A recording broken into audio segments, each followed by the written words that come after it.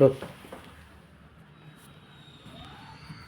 मी श्री सखाराम धोंडीबा मेसे, राहणार नवलेवाडी, मुक्काम पोस्ट अकोले, तालुका अकोले, जिल्हा अहमदनगर, अहिल्यानगर, महाराष्ट्र येथील रहिवासी असून त्या ठिकाणी माझ्या काही मित्रांनी हा आर्ट ऑफ लिव्हिंगचा बेसिक कोर्स केला.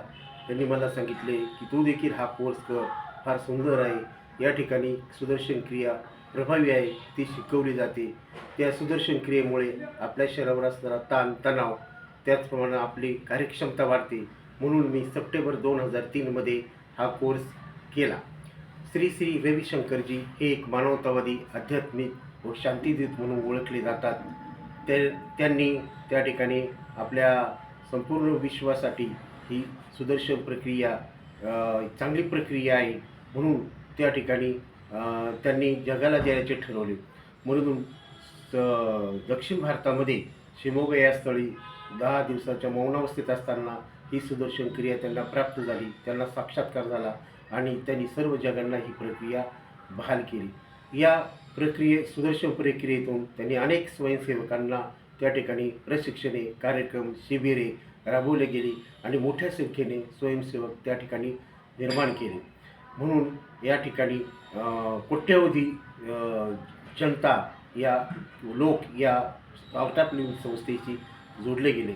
1987 साली ISAV ही एक संस्था स्थापन केली आणि ही संस्था आर्ट ऑफ लिव्हिंग संस्थेशी निगडीत असून त्या ठिकाणी एक WHO हेल्थ आरोग्य संघटना, जागतिक संघटना स्थापन केली आणि त्या ठिकाणी सुदर्शन क्रियेचे महत्त्व या कोर्समधून त्यांनी जगाला पटवून दिले.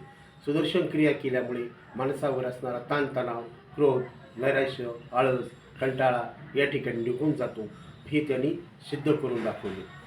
जेव्हा माणसामध्ये असणारी प्राणशक्ती कमी होते तेव्हा त्या ठिकाणी माणसामध्ये असणारं नैराश्य, निरुत्साह, आळस, कंटाळा या सुदर्शन क्रियेमुळे निघून जातो, हे त्यांनी स्पष्ट करून सांगितले. त्याचप्रमाणे मानवी शरीर, मन यातील संबंध त्यांनी स्पष्ट केला. त्यांनी या सुदर्शन क्रियेची जोड ध्यानाशी संलग्न केली आणि त्यामुळे माणसाने ध्यान केल्यामुळे मानवामध्ये असणारी एकाग्रता, त्याचप्रमाणे माणसाचे ज्ञान त्या ठिकाणी वाढते, हे सिद्ध करून दाखवले. श्री श्री रविशंकरजी यांनी 85 प्रकारचे कोर्सेस देशात सुरू केले आणि ते आज कार्यान्वित आहेत. त्यांनी अनेक प्रकारचे प्रकल्प राबवले.